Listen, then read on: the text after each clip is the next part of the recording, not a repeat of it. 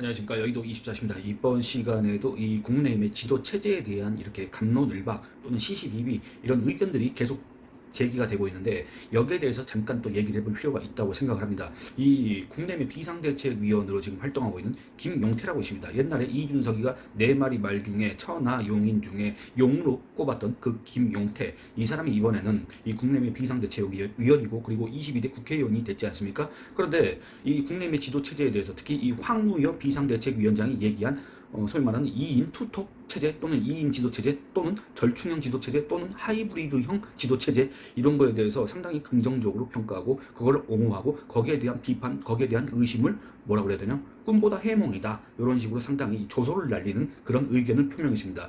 김용태가 뭐라 그랬냐, 이 황우여의 2인 지도 체제에 대해서, 여러분들 2인 지도 체제라는 건 여러분들 잘 아시지 않습니까?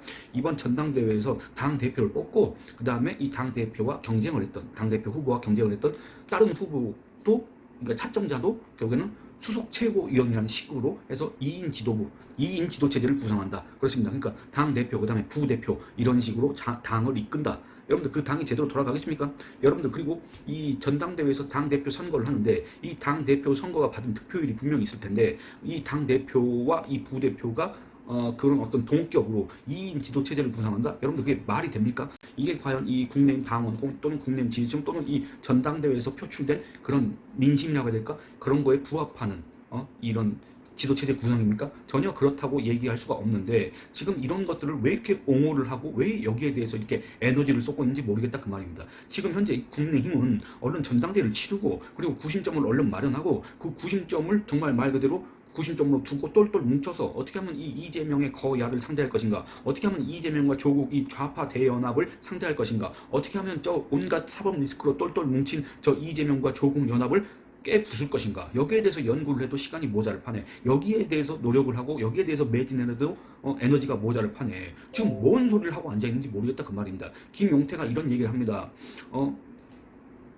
이게 2인 지도체제, 황우여의 2인 지도체제가 한동훈 전 비상대책위원장을 견제하는 것 아니냐, 이런 지적에 한 전 위원장을 지지하는 입장에서는 한 전 위원장을 견제하려는 것 아니냐고 말하는 분도 있지만, 친윤, 색채가 강한 분들은 비윤만 안 치려고 하는 것 아니냐, 이렇게 말하는 분도 있다. 그래서 결국에는 자기들 계파 또는 자기들 그 진영, 요 편한 대로, 그러니까 자기가 속해 있는 자기가 입장에서 보고 싶은 대로만 한다. 결국에는 꿈보다 해몽이다. 본인들의 이해관계에 따라서 해석하는 것 같은데 지도부는 전혀 그런 걸 고민하고 있는 것이 아니다라고 이렇게 얘기했습니다. 그러니까 여러분들 뭔 말입니까? 나 김용태 이번에 국회의원 됐고, 나 김용태 이번에 국내임 비대위원, 결국에는 국내임의 당 지도부인데 우리 지도부는 황우여를 포함해서 전혀 그런 거 생각 안 하는데, 너네들은 아주 단순하게 너네 입장에서 너네 진영에서 너네들이 지지하는 인사들을 중심으로 놓고 그렇게 너네 편하게 해석하는 거다. 너네들 자의적으로 해석하는 거에 불과하다. 너네들 말은 헛소리다. 지금 이런 얘기를 한 것 같습니다. 김용태가. 그러니까 여러분들 뭐 집단 지도 체제도 그렇고, 그 다음에 하이브리드 절충형도 그렇고, 그 다음에 뭐 3인 지도 체제니 2인 지도 체제니, 어떻게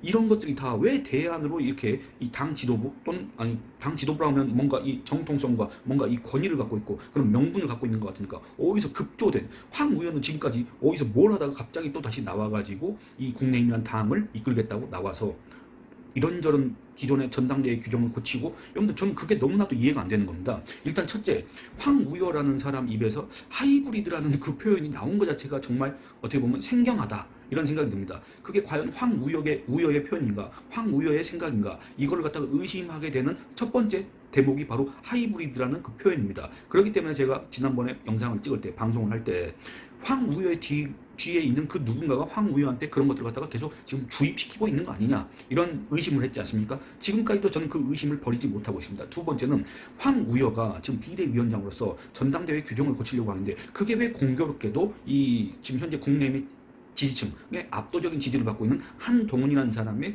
그 국내인 복귀 내지는 이 당대표 출마 내지는 당대표가 되더라도 그 당대표 권한을 무력화시키는 쪽으로 전당대회 규정을 고치느냐. 정말로 만약에 그런 의도가 아니라고 한다면 정말 본의 아니게 그런 아주 불필요한 아주 중대한 오해, 이런 것들을 갖다 자초하는 행위들을 왜 황우여라는 사람이 그렇게 하고 있을까? 황우여는 대체 그렇게 해서 자기가 얻는 정치적 이득 또는 정치적 이득이 아니라고 하더라도 그 유무형의 그런 경제적 이득은 또 과연 무엇이 있겠느냐? 경제적 이득은 아니라고 하더라도 과연 그 밖에 기타 이득은 무엇이 있길래 황우여가 저러고 있느냐? 저는 그게 이해가 안 된다, 그 말입니다. 그리고 세 번째는 이렇습니다. 여러분들 지금 지도 체제에 대해서 건들고 있지 않습니까? 자꾸 마치 현재 이 단일 지도 체제는 뭔가 어마어마한 문제가 있다는 식으로 황우여가 이렇게 언론 플레이를 하고 있지 않습니까? 근데 지금 현재 국민의힘이 단일 지도 체제를 채택한 이후에 단일 지도 체제 때문에 국민의힘이 정말 위기에 빠지고 그것 때문에 국민의힘이 선거에서 졌다고 분석한 사람이 과연 누가 있습니까? 여러분 지금까지 거기에 대해서 논의된 바가 있습니까? 그동안에 이 집단 지도 체제 또는 이 황우여가 얘기한 하이브리드형 지도 체제를 채택하지 않았다고 해서 국민의힘이 위기에 빠지고 국민의힘이 선거에서 연거푸셨습니까? 국민의힘 지지율이 빠진 겁니까? 그렇지 않습니다. 여러분들 그 동안에도 국민의힘 지지율이 더불어민당을 이기고 더불어민당 소위 말하는 좌파 연합들을 이겼을 때 그러면 집단 지도 체제였습니까? 그렇지 않습니다. 오히려 살펴보면 국민의힘 또는 국민의힘의 전신 정당들이 집단 지도 체제를 채택하고 있었을 때 오히려 위기였던 적이 상당히 많습니다. 그리고 그런 것들이 학습 효과가 돼가지고 결국에는 2016년입니까? 그때 단일 지도 체제로 다시 바꾼 겁니다. 그렇지 않습니까? 근데 왜 지금 와서 다시 이 집단 지도 체제를 얘기하고 있느냐? 저는 이게 이해가 안 간다. 두 번째는 또 그런 겁니다. 과연 이 황우여는 또는 황우여의 뒤에 있는 세력들은 이런 하이브리드 절충형 2인 지도 체제를 구성함으로써 대체 그 어떤 정치적 이득을 꾀하려고 하는 것이냐? 그건 너무나도 뻔하지 않습니까? 그러니까 결국에는 이 절충형 또는 2인 지도 체제를 함으로써 이득을 보는 세력들은 우리가 뻔히 딱 눈에 보이는데 그로 인해서 그 밖에 다른 이득을 보는 세력들은 없다 그 말입니다. 그러면 이 말은 뭔 말입니까? 결국에는 불공정한 룰이다. 이렇게 해석할 수밖에 없습니다. 불공정한 룰로 바꾸는 거는 그거는 개혁도 아니고 개선도 아니고 그건 개악입니다. 그건 퇴보입니다. 그거는 과거의 실수를 되풀이하는 겁니다. 그거는 이 당을 자멸로 이끌어가는 길입니다. 여러분들 당을 자멸로 이끌어가는 사람이 비상대책위원장에 자격이 있습니까? 그런 능력이 있습니까? 이 사람이 계속 활동을 해야 될 명분이 있습니까? 이런 것들을 생각했을 때 정말 지금 이 지도체제에 대해서 왈가왈부를 하고 있는 사람들, 집단 지도체제가 마치 최선의 대안인 것처럼 얘기하는 사람들, 지금 갑자기 집단 지도체제가 튀어나올 이유가 하나도 없지 않습니까? 그런데도 이런 주장들을 계속 해대고 이 국내민 지지층 갖다가 아무것도 모르는 사람으로 취급하고 그걸 지켜보는 국민들조차도 사실상의 가분개 취급을 하는 이 국내에 현재 이 비상대책위원회 이런 사람들에 대한 이런 평가, 이런 사람들에 대한 심판 이런 것들이 제대로 이루어져야 된다 그런 생각을 해보게 됩니다. 여러분들의 생각은 어떠신지 모르겠습니다. 물론 단일 지도 체제가 더 우월하다. 집단 지도 체제는 아니다. 제가 이런 취지로 계속 집단 지도 체제에 대해서 부정적으로 얘기하는 건 아닙니다. 물론 장단이 있을 겁니다. 그러나 지금 현재 이 지도 체제에서 바꾼다는 것은 이 황우여 비대위는 그런 자격과 그런 능력이 없다. 그런 명분을 못 갖췄다. 황우여는 그 누구의 선출도 받지 못했다. 황우여는 지금까지도 뭐라 그래야 될까? 그 배후의 세력에 의해서 지금 일종의 마리오네트처럼 이렇게 움직이는 거 아니냐 이런 의심을 받고 있기 때문에 가장 이 정당의 핵심적인 권력 구조에 대해서 그런 사람이 건드리는 것은 정말 불필요한 오해를 살 수밖에 없고 그 불필요한 오해는 당의 분열을 자초하는 것이고 당의 분열을 자초한다고 할 경우에는 지금 현재 이 거야 이재명과 조국의 좌파 연합과 맞서는 데에서 정말 자멸하는 길이고 정말 필패하는 길이다. 정말 이 당을 스스로 무너뜨리는 길이다.